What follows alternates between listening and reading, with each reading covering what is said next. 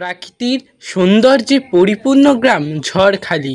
এই ঝড়খালি গ্রাম খুবই মায়াবী এবং দেখতে সুন্দর, কিন্তু গ্রামের লোকেদের মাঝে এক আতঙ্ক সর্বদা বিরাজিত। রাত নামলেই এই ঝড়খালি জঙ্গল নাকি এক ভয়ানক মৃত্যুপরীতে পরিণত হয়।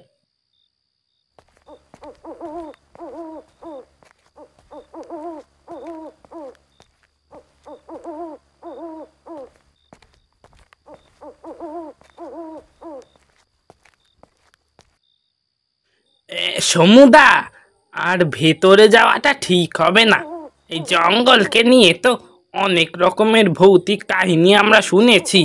এখানেই তুমি কাজ করো। হ্যাঁ গো সমুদা, বিশাল একদম ঠিকই বলেছে।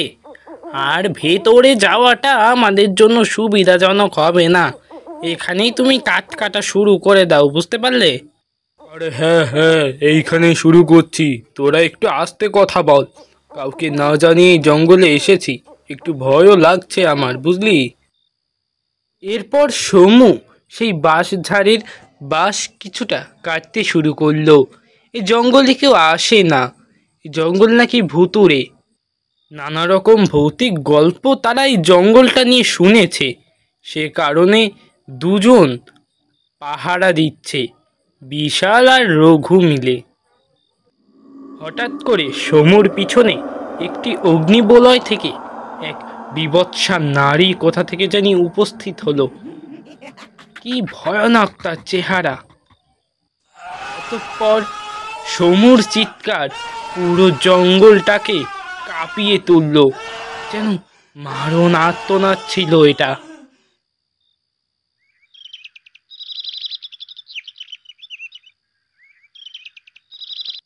পরের দিন সকাল হতেই সমুর লাশটা উদ্ধার করা হয় সেই ঝড়খালি জঙ্গলের মাঝপথে, যেখানে সমু গাছ কাটতে গিয়েছিল সেইখানেই। এই ঝড়খালি গ্রামের সদ্য নতুন ইন্সপেক্টর চন্দ্রশেখর রায় এই কেসটা হ্যান্ডেল করবেন। আগেও অনেক খুন হয়েছে এখানে। এই যে, আপনাদের এত বড় গাফিলতি কিভাবে হতে পারে? হ্যাঁ বলুন তো, আপনারা থাকতে এইভাবে এই লোকটার মৃত্যু কিভাবে হলো?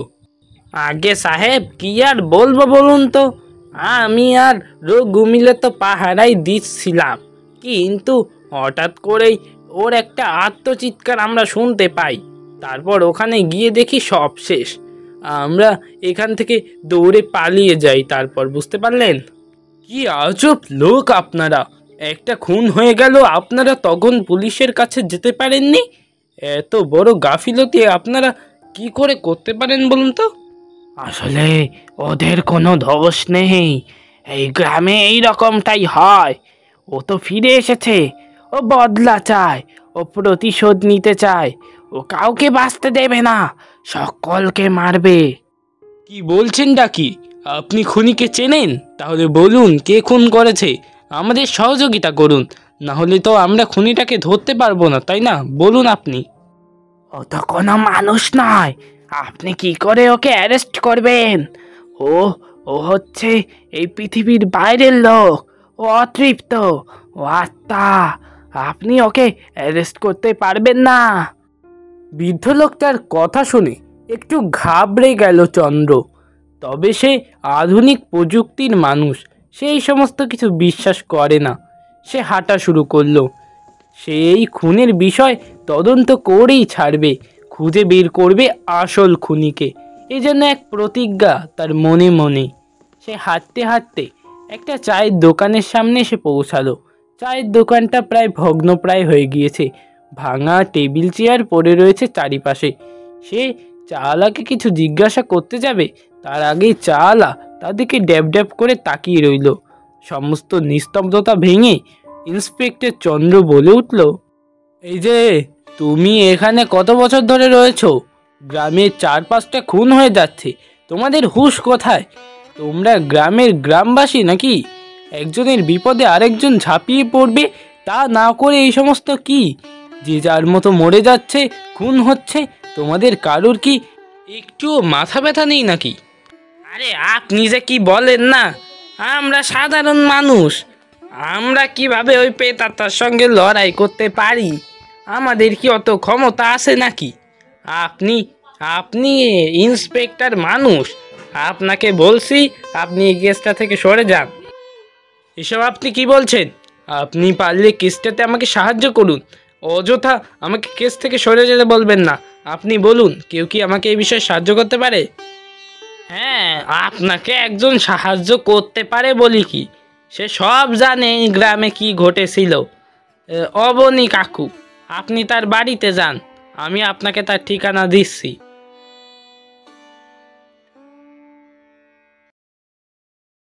সন্ধ্যা লেগে গিয়েছে, ঘরে একদমই মন টিকছে না ইন্সপেক্টর চন্দ্রশেখরের। সে শুধুই ছটফট করতে থাকে। হিসাব ঠিক মিলাতে পারছি না। একবার বরং অবনীবাবুর কাছে গিয়ে দেখি উনি কি বলেন। উনি এ সমস্ত কিছু জানবেন হয়তো। এক্ষুনি আমি যাই।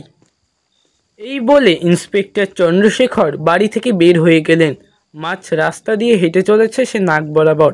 অবনীবাবুর অ্যাড্রেসটা সে ওই চালার দোকান থেকেই পেয়েছিল। অ্যাড্রেস অনুসারে বাড়িটা একটি ছোট্ট আর পাকাপোক্ত। সেই বাড়িটির সামনে এসে দাঁড়ালেন ইন্সপেক্টর চন্দ্রশেখর।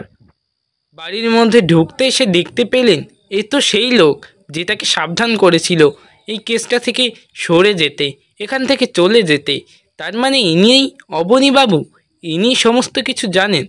নিস্তব্ধতা ভেঙে অবনীবাবু হঠাৎ করে বলে উঠলেন, আরে দারোগা বাবু যে, আপনি আমার বাড়িতে এসেছেন কি করতে?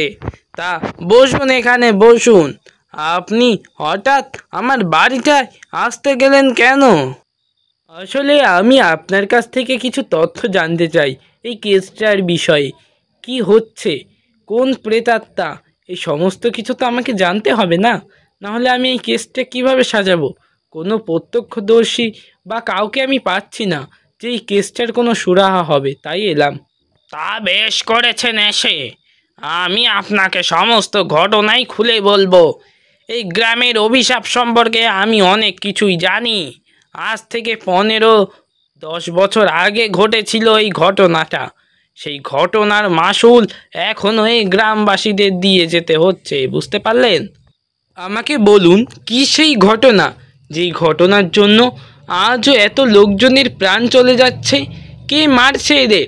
আমাকে সমস্ত কিছু খুলে বলুন। বলবো, সবটাই বলবো আপনাকে দারোগা বাবু। একটু ধৈর্য ধরে আমার কথা শ্রবণ করুন। এই অভিশাপ এক প্রেতাত্মার অভিশাপ। এই প্রেতাত্মা মুক্তি পায়নি। প্রেতাত্মার সঙ্গে অন্যায় করা হয়েছিল, তারই প্রতিশোধ স্বরূপ এই প্রেতাত্মা একজনকে হত্যা করছে এবং নিজের বদলা নিচ্ছে। আজ থেকে প্রায় 10-15 বছর আগেকার ঘটনা। এই গ্রামে বাস করত পুষ্প নামের এক মেয়ে। ছোটবেলা থেকেই সে সৎ মায়ের কাছে মানুষ হয়েছে। বাবার দৌলতে একটা বড় বাড়িতে বিয়ে হয় পুষ্পর। তার স্বামী রাজীব। রাজীব খুব ভালো মনের মানুষ ছিল, ব্যবসা বাণিজ্যও ভালো করত। সেই কারণে ওদের সুখের আর কোনো ঠিকানা ছিল না। দিব্যি দিন কেটে যাচ্ছিল। কিন্তু আসল সমস্যা হলো যখন বৃদ্ধাশ্রম থেকে রাজীবের মা শশীবালা দেবী ফিরে এসে তার বৌমার খুঁত এবং কাজের ওপর অত্যন্ত চাপ সৃষ্টি করতে থাকলো। তখন থেকেই সমস্ত যত সূত্রপাত, মানে বলতে পারো তখন থেকেই আসল কাহিনী শুরু হয়েছে। বৌমাকে দিয়ে শশীবালা দেবী ঘরের সমস্ত কাজ করাতেন এবং তার ওপর চোটপাট এবং মারধর তো রোজই হতো। নিষ্পাপ পুষ্প ঘাটে গিয়ে সমস্ত কাজ করত এবং রান্নাবান্না থেকে শুরু করে সমস্ত কিছু যাবতীয় যা যা সংসারে করতে হয় সব কিছুই করত।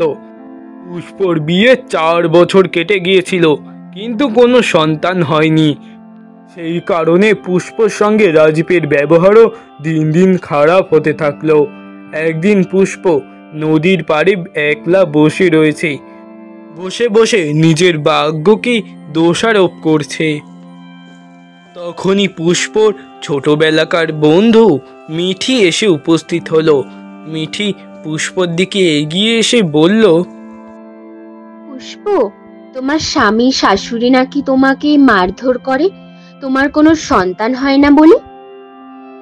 হ্যাঁ গো মিঠি, কি আর বলবো তোমাকে, তুমি তো সবটাই জানো। কি অবস্থা আমার, বিয়ে 4 বছর পার হয়ে গেল, কিন্তু এখনো কোনো সন্তানের মা হতে পারলাম না। এ বিষয় নিয়ে রোজ আমাকে ওরা খোঁটা দেয়, কুৎসিত কুৎসিত কথা বলে আমি নাকি অপয়া, আমার জন্য তাদের বংশধর জন্ম নিচ্ছে না। তাহলে আমার একটা কথা শোনো, কাজে লাগবে তোমার। বলি কি, পশ্চিম দিকে ওই পোড়ো কালী মন্দিরে গিয়ে মায়ের কাছে প্রার্থনা করো, তার পূজা করো, তাহলে তার করুণায় তোমার সন্তান হবে।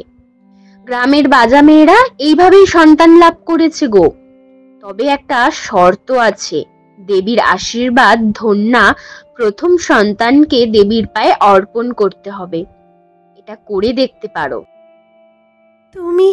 তুমি ঠিক বলেছ, তাই করব। এই বিপদে এইটাই একমাত্র পথ।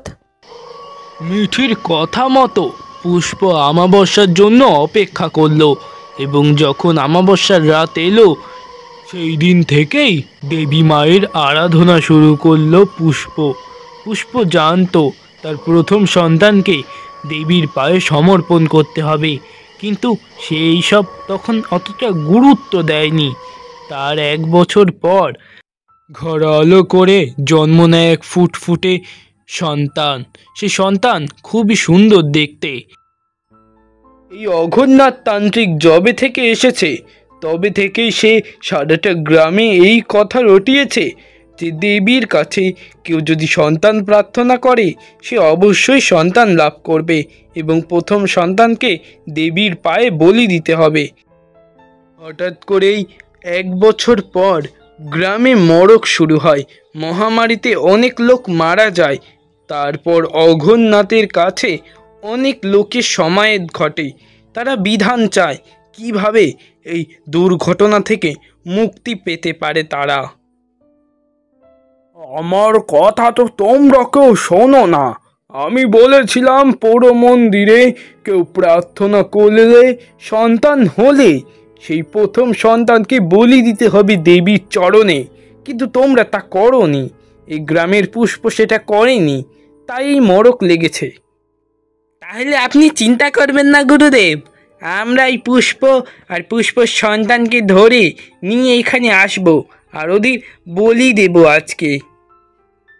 যেমন কথা তেমনই কাজ করলো গ্রামবাসীরা, তুলে নিয়ে এলো পুষ্প আর পুষ্পর সন্তানকে। পুষ্পকে ঘিরে 3-4 জন গ্রামবাসী দাঁড়িয়ে রইল, আর পুষ্পর সন্তানকে নিয়ে যজ্ঞে বসলো তান্ত্রিক অঘোরনাথ। তাকে আজকে দেবীর পায়ে বলি দিবে এই তান্ত্রিক অঘোরনাথ। না না, আমি আমার সন্তানকে কোনোভাবেই বলি দিতে দেব না।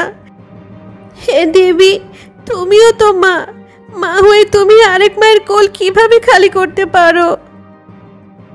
এ পুষ্প, তুই চুপ কর, বেশি কথা বলিস না, নাহলে তোকেও এইখানে বলি দিয়ে দিব। তোর সন্তানকে বলি দিলে এই গ্রামের মড়ক সেরে যাবে।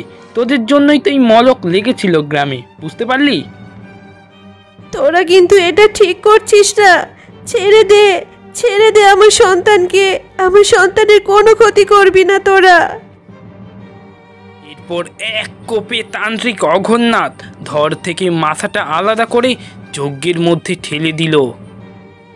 শয়তান পাপিষ্ঠ তোরা, আমার সন্তানকে আমার সামনে হত্যা করে ফেললি, এর শাস্তি তোদের পেতেই হবে।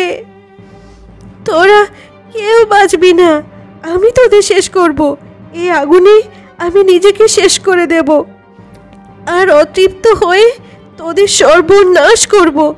আজকে তোরা যারা এখানে দাঁড়িয়ে দাঁড়িয়ে আমার সন্তানের মৃত্যু দেখলি, ভাবিস না তোদের আমি ছেড়ে দেব। আমি ফিরে আসতে আমাকে হবে। এই বলে নিজেকে ওই যজ্ঞের আগুনে আত্মহতি দিয়ে দিল পুষ্প, সে মারা যায়। এরপর থেকেই গ্রামে শুরু হয় ভয়ানক আতঙ্ক। গ্রামের লোকজনদের জীবন অতৃষ্ট হয়ে যায় ওই প্রেতাত্মার জন্য।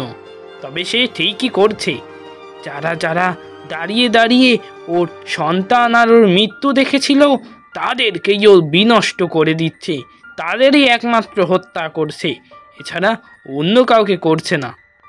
আচ্ছা, ওই তান্ত্রিক অঘোরনাথের কি হয়েছিল? ওই তো সমস্ত কিছুর কার্পেট ছিল, নিজের শক্তি বাড়ানোর জন্য বাচ্চাটার বলি দিয়ে দিল।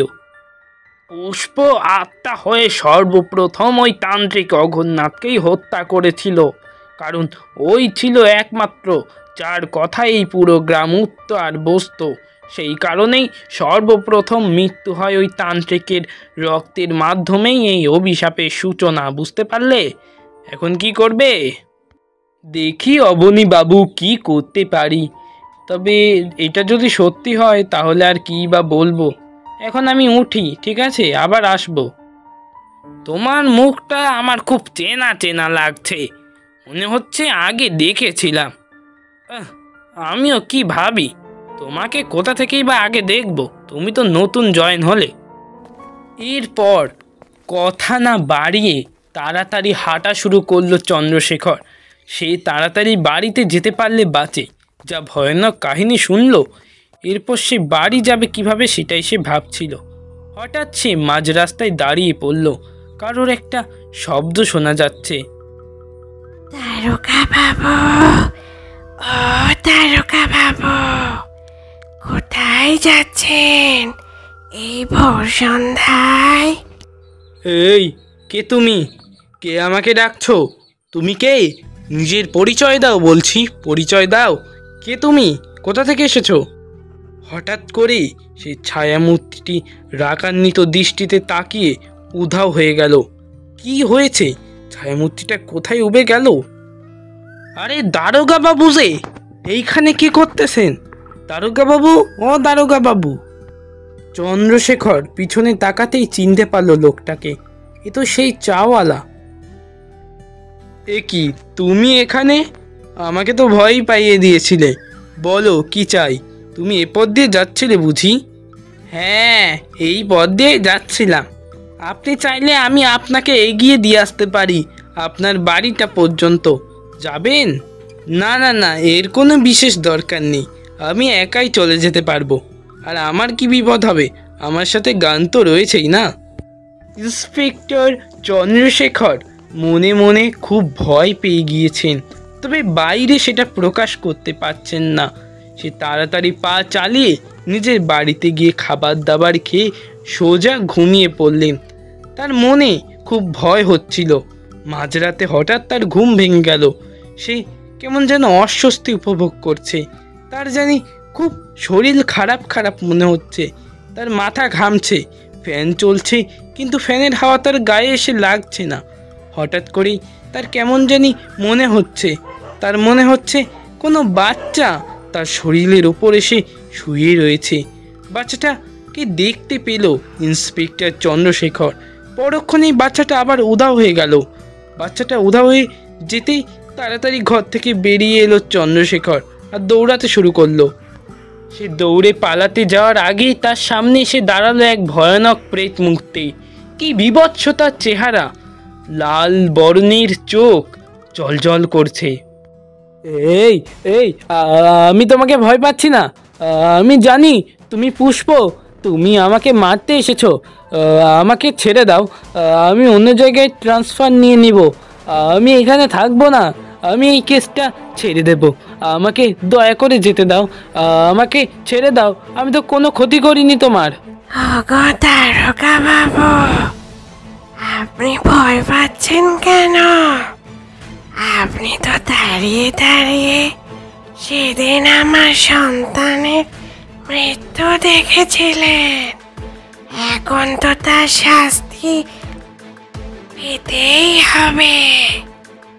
পুষ্পর এই কথা বলতেই হঠাৎ করে তার মনে পড়ে গেল সমস্ত কথা। সে এই গ্রামেরই ছেলে ছিল। সে দাঁড়িয়ে দাঁড়িয়ে দেখছিল সমস্ত ঘটনা, কিন্তু কোনো প্রতিবাদ জানায়নি। সেই গ্রামের লোকজনদের সঙ্গে সহমত ছিল। আগুনে পুড়িয়ে মরেছিল পুষ্প, আর তার সন্তানকে বলি দেওয়া সমস্ত কিছু প্রত্যক্ষ করেছিল এই ইন্সপেক্টর চন্দ্রশেখর রায়। দেখো, সেদিন আমার কোনো কিছু করার ছিল না। আমি শুধুমাত্র গ্রামবাসীদের সঙ্গে সহমত জানিয়েছিলাম। আমি তখন ছোট ছিলাম, এত কিছু আমার মাথায় খেলেনি। আমাকে যেতে দাও, আমাকে দয়া করে ছেড়ে দাও। আমাকে মেরে তুমি কি পাবে বলো তো, কি পাবে? কত চিৎকার করলাম, কেউ আমার সাহায্য করলো না, কেউ না। আপনি তো সেখানেই দাঁড়িয়েছিলেন, করেছিলেন কিছু? করেননি। দাঁড়িয়ে দাঁড়িয়ে আমার সন্তানের মৃত্যু দেখছিলেন না? চোখের সামনে একটা বাচ্চার বলি হতে দেখলেন? ছি ছি ছি ছি। এখন আপনিও টের পাবেন মৃত্যুর যন্ত্রণা ঠিক কতটা ভয়ঙ্কর হয়।